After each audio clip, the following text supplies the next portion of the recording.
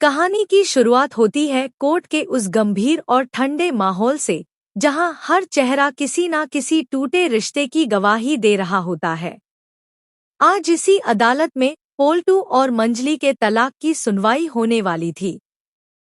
पोल्टू पूरे भरोसे के साथ आया था। उसे यकीन था कि मंजली आज रोएगी, गिड़गिड़ाएगी, शायद आखिरी बार उसे रोकने की कोशिश करेगी। लेकिन जैसे ही मंजली कोर्ट रूम में दाखिल होती है, पोल्टू का यह भ्रम टूटने लगता है।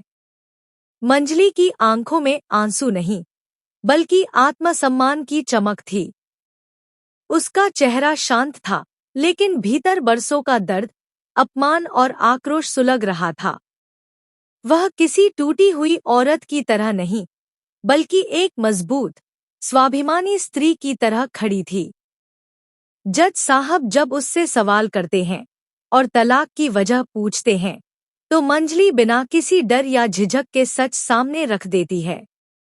भरी अदालत में उसकी आवाज गूंजती है, जज साहब, यह आदमी पति कहलाने के लायक नहीं है। इसने सिर्फ मुझे मारा पीटा ही नहीं, बल्कि मेरे आत्मसम्मान को भी कुचला है। घरेलू हिंसा, मानसिक प्रताड़ना और अपमान, ऐसा कोई जुल्म नहीं जो इसने मुझ पर न किया हो।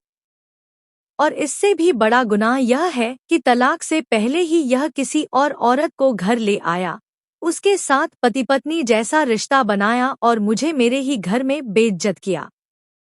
इसने एक पति और एक पिता होने की मर्यादा को तार-तार किया है। ऐसे इंसान के साथ मैं एक पल भी नहीं रहना चाहती। मंजली की एक एक बात अदालत में हथौड़े की तरह गिरती है। जज साहब का चेहरा सख्त हो जाता है। वे पोल्टू को घूरते हुए कड़ी फटकार लगाते हैं और कहते हैं कि उसे अपनी हरकतों पर शर्म आनी चाहिए।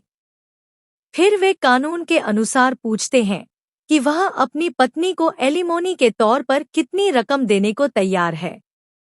लेकिन इससे पहले कि पोल्टू कुछ कहे, मंजली शेरनी की तरह दहाड़ उठती है। वह साफ शब्दों में कहती है, जज साहब, मुझे इस आदमी की कमाई का एक भी रुपया नहीं चाहिए।